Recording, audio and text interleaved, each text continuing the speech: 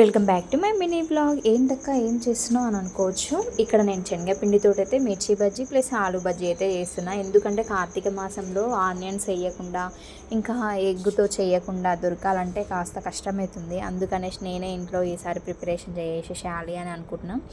పక్కన మా అమ్మ కాస్త హెల్ప్ చేస్తుంది, మిర్చి కట్ చేయడం అవి ఇవి అనమాట. ఇక్కడ నేనేమో పిండి కలుపుతున్నా.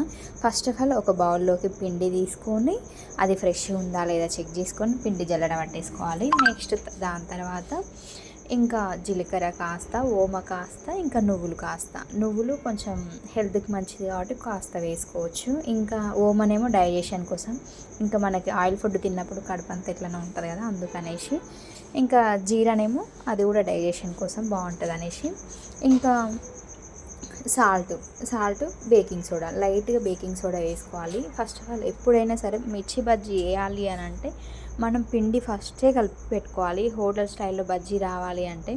ఇక్కడ నేను ఎందుకు నవ్వుతున్నా అంటే, అప్పుడే మా బావ కాల్ చేసి అన్నాడు కదా, మొత్తం నువ్వు రెడీ చేసి పెట్టు, నేను వచ్చి ఆయిల్లో వేస్తా అని చెప్పిండు.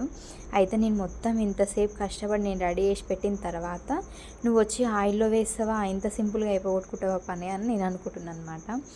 ఇంకా దాంట్లో మీరు ఏం పెట్టిరు అని అనుకోవచ్చు. మిర్చిలో కట్ చేసిన తర్వాత ఏం పెట్టినా అంటే కొంచెం నువ్వులు వేయించి, ఇంకా చింతపండు కాస్త నానబెట్టి, ఫస్ట్ ఆఫ్ ఆల్ నువ్వులు మిక్సీ పట్టిన నువ్వులలో చింతపండు వేసి ఇంకా కట్ చేసిన మిరపకాయలలో పెట్టుకుంటే చాలా టేస్టీగా ఉంటుంది. సాల్ట్ పెడితే అంత టేస్ట్ ఉండదు అనమాట.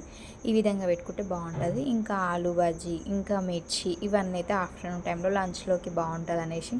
ఈవినింగ్ కాస్త టైం దొరకదు కదా, అందుకనేసి ఇంకా మా బావ నేనైతే ఆఫ్టర్నూన్ టైంలో అయితే చేసి పెట్టినాం. ఎక్కువ తక్కువ చేసి పెడితే సాయంత్రం మా అత్తమ్మ ప్లస్ మా అమ్ములు, చిన్ను వీళ్ళందరూ వచ్చి తింటారు అనేసి.